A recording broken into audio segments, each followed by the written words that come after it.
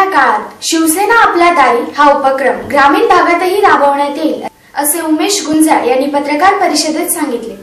उमेश गुंजाळ यांच्या उपस्थितीत नगरपालिकेवर काढण्यात आलेल्या मोर्चाला चाळीसगावकरांनी प्रचंड प्रतिसाद दिला।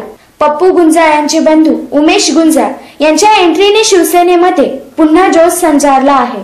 पुढील काळात शिवसेनेची रणनीती काय असेल यासाठी उमेश गुंजाळ यांच्या उपस्थितीत शिवसेनेने पत्रकार परिषदेचे आयोजन केले होते। त्याचबरोबर पुढील महिन्यात होणारी शिवजयंती शिवसेना कुठलीही वर्गणी जमा न करता साजरी करणार आहे असे अनेक मुद्दे शिवसेनेच्या पत्रकार परिषदेत सांगण्यात आले।